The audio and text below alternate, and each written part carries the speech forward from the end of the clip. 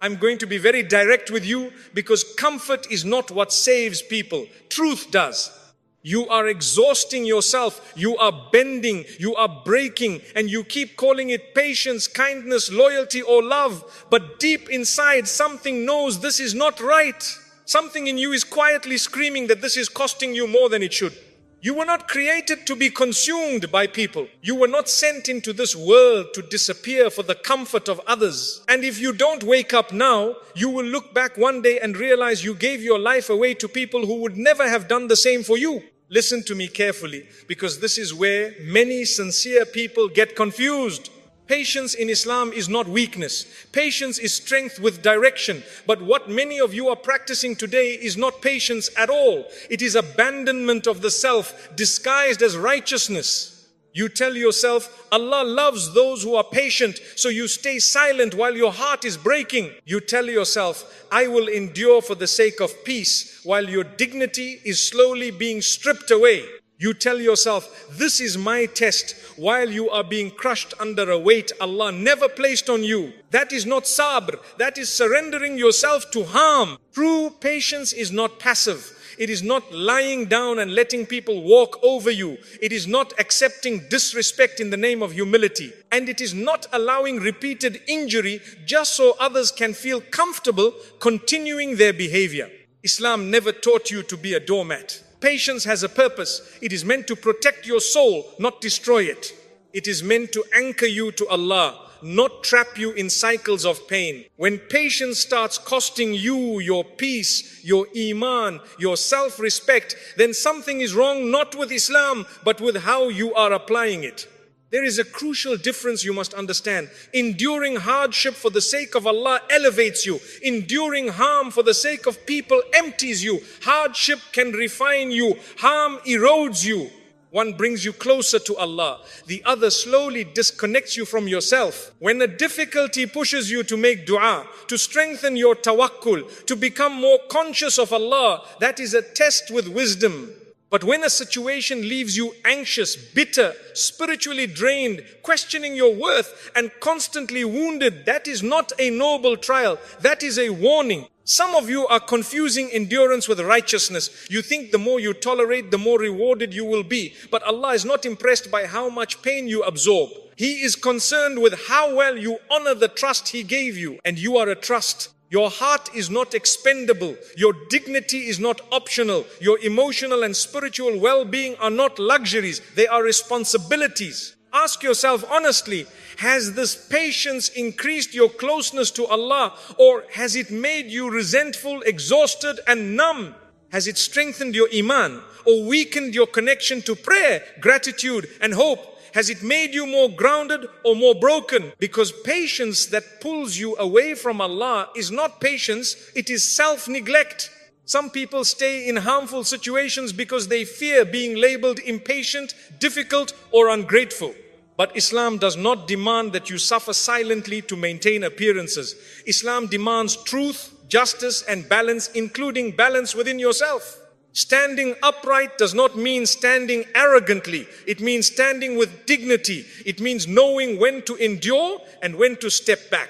It means trusting Allah enough to say, I will not continue what is destroying me. Allah does not reward you for erasing yourself. He does not reward you for shrinking your soul so others can feel bigger. He does not reward you for sacrificing your sanity to preserve relationships built on imbalance. He rewards you for integrity. He rewards you for courage. He rewards you for trusting Him enough to let go of what harms you, even when letting go is painful.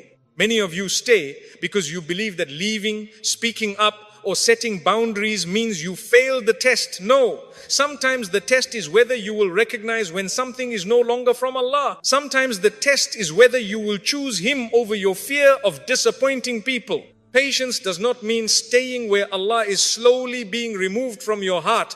Patience means remaining anchored to Allah even when you must walk away from what is breaking you. Do not confuse silence with faith. Do not confuse suffering with virtue, and do not confuse self-destruction with devotion.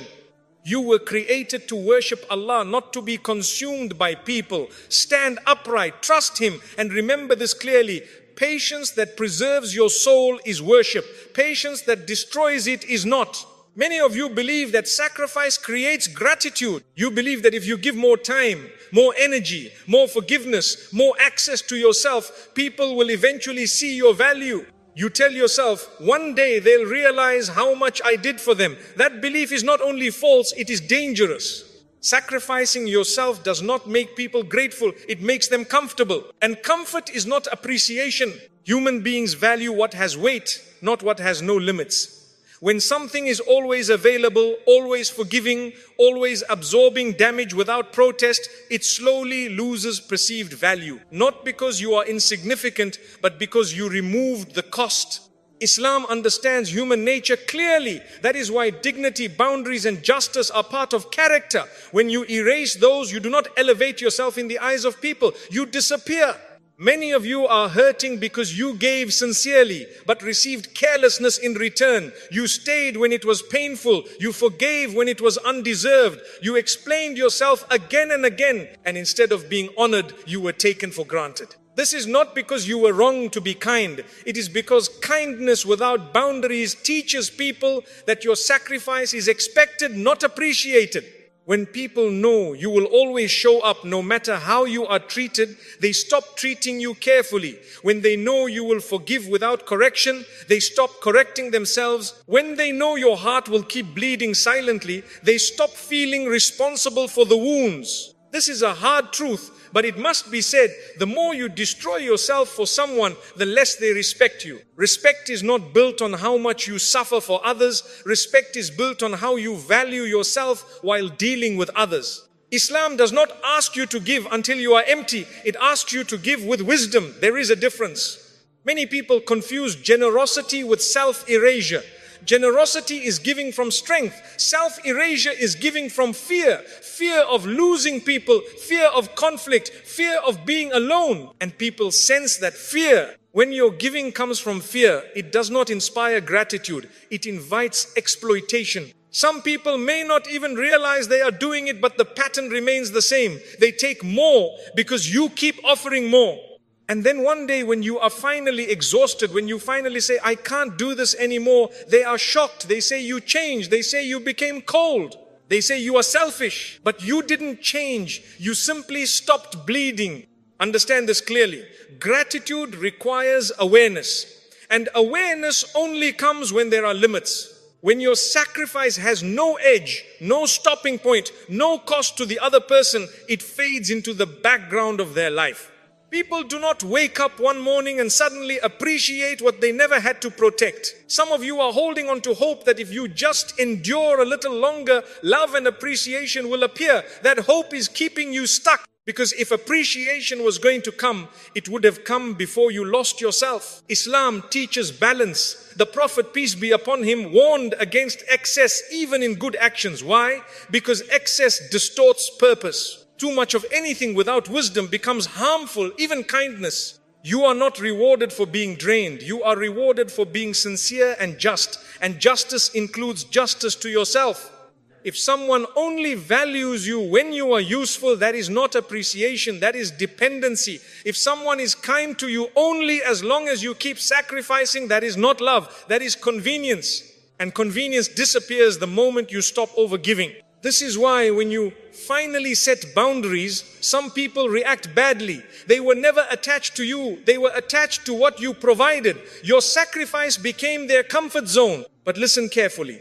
If your worth in someone's life depends on how much you suffer, that relationship is already broken. Islam does not teach you to buy loyalty with pain. It teaches you to trust Allah with outcomes and to deal with people with dignity. Stop expecting gratitude from people who benefited from your silence. Stop waiting for appreciation from those who grew comfortable with your sacrifice. And stop measuring your worth by how much you gave to those who never learned to give back. You were never meant to destroy yourself to be valued. True appreciation comes when people see you as a person, not a resource. And if someone cannot value you without consuming you, their absence is not a loss, it is relief. Sacrifice does not create gratitude. Boundaries create respect. And respect is what allows real appreciation to exist. You are tired, not because you are weak, but because you are carrying weights that were never meant to be on your back. You are emotionally drained, spiritually heavy, and constantly overwhelmed, not because Allah gave you too much, but because you picked up responsibilities that do not belong to you. Allah did not assign you the role of fixing everyone. Some of you have turned yourselves into emotional crutches. You are the listener, the fixer, the absorber of pain. You carry other people's anger, confusion, trauma, and poor decisions as if they are your obligation. You stay awake worrying about people who sleep peacefully after dumping their burdens on you. That is not sacrifice for Allah. That is misplacement of responsibility. Islam is very clear. Every soul is accountable for itself. Guidance comes from Allah. Change comes from Allah. You can advise, support, remind, but you cannot transform someone who refuses to move. Yet many of you are trying. You are holding relationships together alone. You are apologizing for things you did not do. You are adjusting endlessly while others remain unchanged. You are carrying guilt for outcomes that were never in your control. And slowly this drains you. When you take on burdens Allah did not give you, it creates spiritual imbalance. You begin to feel resentful. You begin to feel invisible. You begin to feel like no matter how much you give, it is never enough. That is because it isn't yours to carry. Some of you believe that if you let go, everything will collapse. That if you stop holding things together, people will fall apart. But listen carefully. If a relationship, a family, or a situation only survives because you are sacrificing yourself, then it is already unstable. You are not meant to replace Allah in people's lives. Many of you are confusing responsibility with control. You think that if someone is hurting, failing, or lost, it is your duty to save them. But Islam does not teach you to take responsibility for results, only for effort within limits. When effort turns into obsession, when care turns into self-erasure, when concern turns into constant anxiety, you have crossed a line, and that line is costly. Carrying what Allah did not assign weakens your tawakkul. You start relying on yourself instead of trusting Allah with outcomes. You start feeling like everything will fall apart if you stop trying. That is a dangerous place to be spiritually. Allah does not need you to exhaust yourself to keep the world functioning. Some of you are holding on to people because you feel guilty. You feel guilty for their pain, their past, their struggles. But guilt is not guidance. Guilt is not wisdom. And guilt is not a reason to destroy yourself. You can care without carrying. You can love without bleeding. You can support without suffocating yourself. And this is where many people struggle, because letting go feels like abandonment. But there is a difference between abandonment and boundaries. Boundaries say, I care, but I cannot carry what is not mine. Abandonment says, I don't care at all. Islam teaches boundaries. When you keep absorbing what belongs to others, you block their growth. You prevent them from facing consequences. You delay their accountability. You unintentionally enable stagnation. Sometimes the most merciful thing you can do is step back and let people confront their own responsibility. Allah did not make you responsible for outcomes. He made you responsible for intention, effort, and truth. Everything beyond that belongs to Him. Ask yourself honestly, are you helping or are you controlling? Are you supporting or are you compensating for someone else's lack of effort? Are you serving Allah or are you trying to play a role Allah never assigned? Because when you play savior, you burn out. And burnout does not make you righteous, it makes you empty. Many people reach a point where they feel spiritually numb. They pray but feel nothing. They give but feel resentful. They serve but feel unseen. And they wonder why. Often it is because they have been pouring themselves into places Allah never told them to pour. Your energy is an amana. Your emotional strength is an amana. Your time is an amana. You will be asked how you used them. You will not be rewarded for carrying what Allah did not give you, but you will be rewarded for trusting Him enough to put it down. Putting it down does not mean becoming cold. It means becoming aligned. It means saying, Ya Allah, I have done what I can. The rest is yours. And when you finally stop carrying burdens that are not yours, something changes. Your chest feels lighter. Your prayers feel clearer. Your heart feels more present.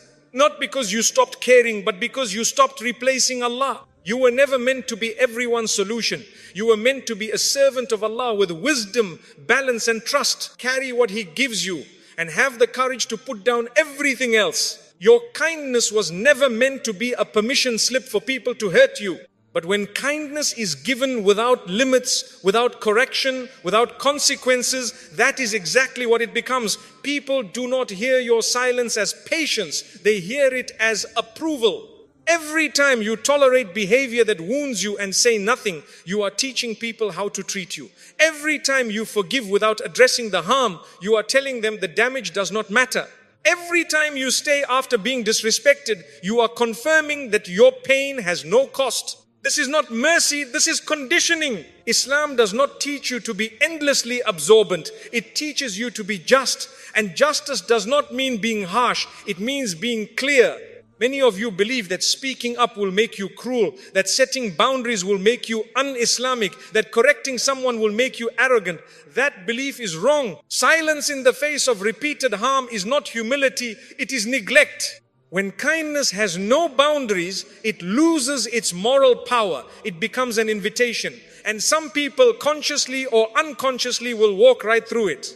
You must understand human behavior clearly. People do not repeat actions that have consequences. They repeat actions that are tolerated. When you keep forgiving the same wound without change, you are not teaching forgiveness, you are teaching permission. And permission breeds escalation.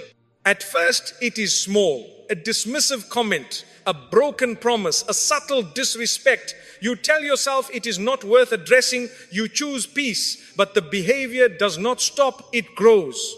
Because it can. People push where there is no resistance. Islam recognizes this. That is why dignity is not optional. That is why self-respect is part of character. That is why enjoining what is right and forbidding what is wrong is a responsibility, and that includes what is done to you. Correcting someone does not mean humiliating them. Setting a boundary does not mean cutting ties immediately, but continuing to absorb harm while calling it patience is not righteousness. Some of you are afraid that if you draw a line, people will leave. Let them reveal themselves. If someone only stays when they are allowed to harm you, their presence was never a blessing. Kindness that erases you is not kindness, it is self-betrayal. And here is the painful part. When people repeatedly cross your limits and you keep staying silent, they stop seeing you as a person. They start seeing you as a function, someone who exists to smooth things over. Someone who will always adjust, someone whose pain is manageable. This is why when you finally speak up, they react with shock or anger. Not because you are wrong, but because you disrupted a system that benefited them.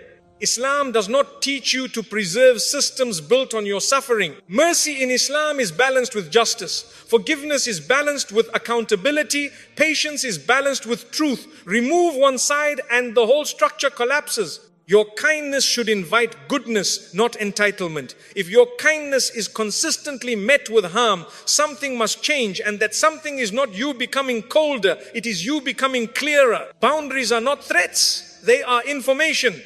They tell people what is acceptable and what is not, and people who respect you will adjust. People who benefit from your silence will resist. That resistance is not your failure, it is evidence. You are not responsible for how people react to healthy limits. You are responsible for protecting the trust Allah placed in you, and allowing repeated harm violates that trust. Stop confusing gentleness with submission. Stop confusing forgiveness with permission. Stop confusing silence with faith. Your kindness should be an act of worship, not a weapon used against you. And if someone uses your kindness as a license to hurt you, it is not your job to endure it forever. It is your responsibility to stop it. Islam does not reward you for being endlessly harmed. It rewards you for being truthful, balanced, and just, including to yourself. Kindness without boundaries teaches people how to mistreat you. Kindness with boundaries teaches people how to honor you. Choose wisely.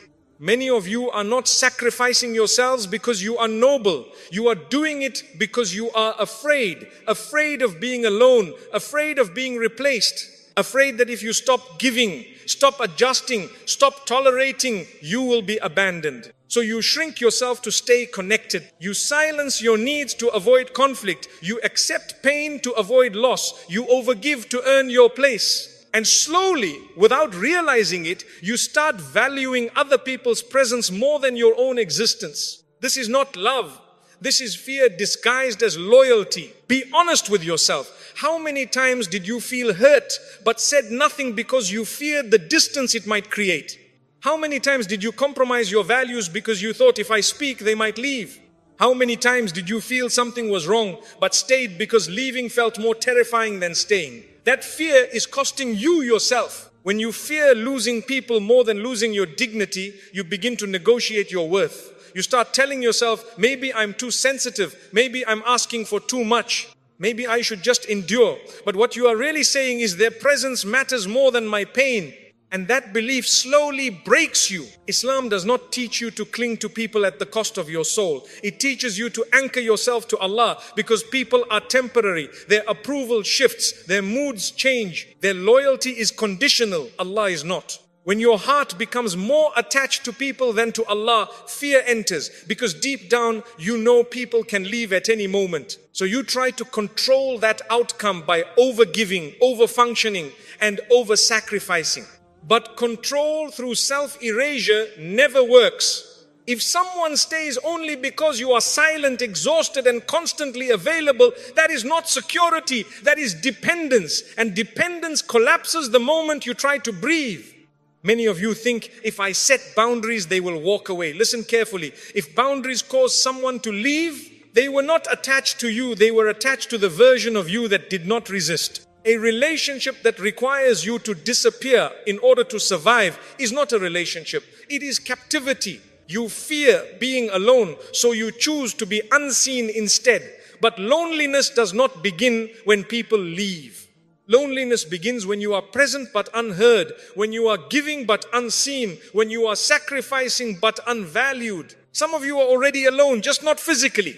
You are emotionally isolated inside relationships where your needs are irrelevant. You are spiritually lonely while surrounded by people who benefit from your silence, and you tell yourself, this is better than being alone. It is not. Islam does not glorify staying where you are diminished. It does not glorify emotional imprisonment. It does not tell you to sell your self-worth in exchange for companionship. Allah is Al-Wadud. He is the most loving. When you cling to people out of fear, you are saying, without realizing it, that you do not trust His provision of connection, love, and support. Fear-driven sacrifice weakens your tawakkul. It makes you believe that if you do not hold tightly, everything will fall apart. That belief suffocates your heart. You must ask yourself a difficult question. If this person leaves when I stop sacrificing myself, what exactly am I losing? You are not losing love. Love does not demand self-destruction. You are not losing loyalty. Loyalty does not punish boundaries. You are losing access to someone who benefited from your fear. And that is not a loss.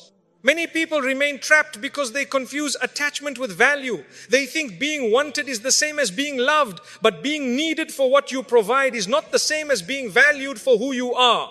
When you fear abandonment, you give people power over you, power to define your worth, power to decide how much pain you should tolerate, power to keep you small. Islam came to free you from that. Your worth does not come from how useful you are to others. It comes from your relationship with Allah. And when you know that deeply, fear loses its grip.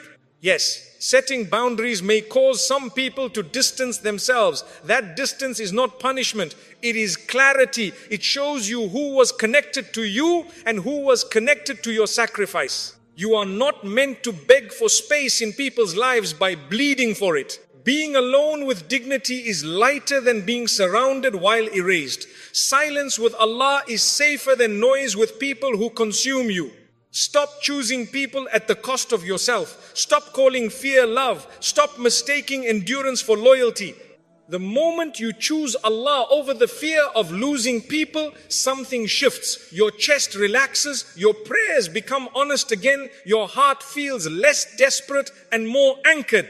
Because you were never meant to live afraid of abandonment. You were meant to live in trust. And trust begins when you realize this truth. Anyone who requires you to lose yourself in order to stay was never meant to stay. Let them go. What Allah replaces them with will not demand your destruction. Allah never asked you to bleed for people. He never asked you to ruin your mental health, crush your spirit, or live in constant emotional pain just to keep others comfortable. That idea did not come from Islam. It came from fear, guilt, and misapplied teachings. You have turned self-destruction into worship, and that is a serious mistake. Allah is Ar-Rahman, He is Al-Adl, He is Al-Hakim. He does not command injustice, and injustice includes injustice against yourself. When you allow yourself to be repeatedly harmed, humiliated, or drained in the name of being good, you are not obeying Allah. You are misunderstanding Him. You are not a disposable servant, you are an amana. Your heart is an amana. Allah placed in your care. Your mind is an amana. Your emotional stability, your dignity, your ability to function, all of it is a trust. And you will be asked how you treated that trust. You cannot stand before Allah and say, I destroyed myself for them and expect that to be rewarded. Allah did not give you life so you could hand it over to people who misuse it. Some of you think suffering automatically equals reward. That belief is dangerous. Not all suffering is noble. Not all pain is purification. Some pain is simply damage, and Islam does not glorify damage. When Allah tests you, the test draws you closer to Him. It increases your humility, your prayer, your reliance. But when a situation pulls you away from Allah, makes you bitter, resentful, spiritually numb, constantly anxious, that is not a test you are meant to endure indefinitely. That is a sign you are out of balance. Allah does not ask you to remain in places where your soul is slowly dying. Many of you are exhausted because you believe leaving, speaking up, or setting boundaries is sinful. You think protecting yourself means you lack patience. You think choosing distance means you lack mercy. That is false. Islam teaches mercy, but never at the expense of justice. Islam teaches forgiveness, but never at the expense of accountability. Islam teaches patience, but never at the expense of your soul. Even the Prophet, peace be upon him, withdrew from harm. He set limits. He walked away from people and places that caused unnecessary damage. Strength in Islam is not endless endurance. Strength is wisdom. You must understand this clearly. Allah does not need you to suffer to prove your sincerity. He sees your intentions without you destroying yourself. Some of you are staying in harmful situations because you think if I leave, Allah will be displeased. No, Allah is displeased when His servants are oppressed, even when the oppression comes from themselves. Yes, there are times when patience is required. Yes, there are times when endurance is rewarded. But there is also a time to step back, a time to protect yourself, and a time to say, this is not what Allah wants for me. If something repeatedly violates your dignity, drains your iman, and leaves you emotionally broken, you must question whether staying is truly obedience or fear-wearing religious language. Allah is not asking you to sacrifice your sanity to keep people comfortable. He is asking you to worship Him with clarity, balance, and truth. And here is something many people do not want to hear. Sometimes the most obedient act is walking away. Walking away from what corrupts your heart, walking away from what normalizes injustice, walking away from what turns you into a shadow of yourself. You do not need permission from people to protect what Allah entrusted to you. Some of you feel guilty for wanting peace. You feel guilty for wanting space. You feel guilty for choosing yourself. That guilt did not come from Allah. Allah does not burden a soul beyond what it can bear, and He does not ask a soul to bear what destroys it. Ask yourself honestly, has staying made you better or bitter? Has it brought you closer to Allah or further away? Has it strengthened your character or hollowed it out? Islam is not about martyring your mental health. It is about aligning your life with truth. You are allowed to say no. You are allowed to step back. You are allowed to protect your heart. You are allowed to choose environments where your iman can breathe. That does not make you selfish. It makes you responsible. Allah never asked you to bleed for people. He asked you to stand for truth. And truth includes this: your life has value beyond what you can give away. Serve Allah. Be kind. Be patient. Be merciful. But do not destroy yourself to do it. Because Allah does not need your suffering. He wants your sincerity. And sincerity does not require self-annihilation. The moment you stop sacrificing yourself, clarity arrives. Not slowly, not gently, suddenly, like light entering a dark room. And many people are afraid of this clarity because it reveals truths they were avoiding. When you stop overgiving, you stop explaining yourself endlessly, you stop fixing what isn't yours, something becomes very clear who valued you and who only valued what you provided. This is why many people never stop sacrificing. They are afraid of what they will see. When you pull back, some people panic. They ask what's wrong. They accuse you of changing. They pressure you to return to who you were.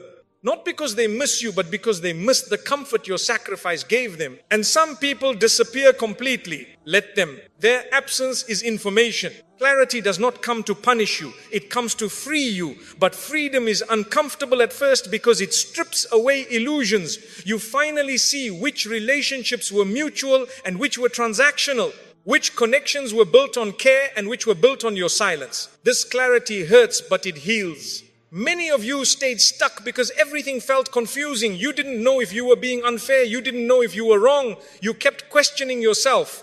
Over-sacrifice creates confusion because it disconnects you from your own intuition. But when you stop bleeding for people, your inner voice returns.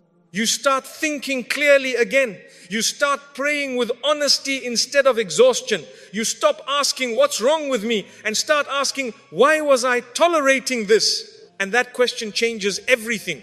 Some of you fear that setting boundaries will make you lonely, but listen carefully. Clarity does not create loneliness, it reveals it. Many of you were already lonely, just surrounded. You were alone in conversations, alone in effort, alone in care, alone in accountability, and you mistook that imbalance for connection. When you stop sacrificing yourself, you may feel a temporary emptiness. That emptiness is not loss, it is space. Space for peace, space for sincerity, space for relationships that do not require your destruction. Allah removes people when they block your growth. And He does it gently at first. He sends discomfort. He sends unease. He sends moments where your soul feels heavy. If you ignore those signs and keep sacrificing, the removal becomes clearer. This is mercy even when it hurts. Some of you think clarity means becoming hard, cold, or detached. No, clarity makes you honest. It makes you grounded. It makes you aware of what you can give without losing yourself. When you stop sacrificing yourself, your giving becomes sincere again. It is no longer driven by fear, guilt, or desperation. It is driven by choice. And choice is powerful. You no longer give to be kept. You give because it is right. You no longer stay to avoid abandonment. You stay where there is mutual care. You no longer chase appreciation. You accept it where it exists and release it where it doesn't. This is when your life becomes lighter. Not because you have fewer people, but because you have fewer illusions. Many of you fear that if you stop sacrificing, Allah will not replace what you lose. That fear comes from weak trust, not reality. Allah is Al-Kareem. He does not remove without replacing. He does not close a door without opening one that protects you better. But replacement does not always come immediately. Sometimes Allah gives you space first to heal, to reconnect with yourself, to rebuild your relationship with Him without noise. And in that space, something important happens. You remember who you are. You remember your worth without performance, your value without exhaustion, your dignity without negotiation. You stop measuring your importance by how much you suffer for others. You start measuring it by how aligned you are with truth. Yes, some people will leave. Let them. People who only loved your sacrifice were never meant to walk with you into clarity. What remains will be quieter, smaller, stronger, and you will realize something profound. Peace was never waiting for people to change. Peace was waiting for you to stop abandoning yourself. Stop sacrificing yourself for people who would not do the same. Not out of anger, not out of bitterness, but out of obedience to Allah. Because choosing yourself when it means choosing truth, balance and dignity is not selfish. It is alignment. And alignment is where clarity lives. When you choose Allah over fear, clarity becomes your companion. And once you see clearly, you will never go back to living in the dark just to keep others comfortable. Let me leave you with this, and I want you to carry it with you. You were not created to be exhausted, invisible and broken in the name of goodness. Allah did not design you to disappear so others could remain comfortable. He created you with dignity, balance and purpose. Stop confusing suffering with sincerity. Stop calling self-destruction patience. Stop thinking Allah is pleased when you abandon yourself. Choose Allah over people. Choose truth over fear. Choose dignity over desperation. When you stop sacrificing yourself for those who would never do the same, you are not losing love, you are losing illusion. And what Allah replaces illusion with is always lighter, purer and more real. Stand upright, trust Him, protect what He entrusted to you, because you matter not for what you give away, but for who you are before Allah.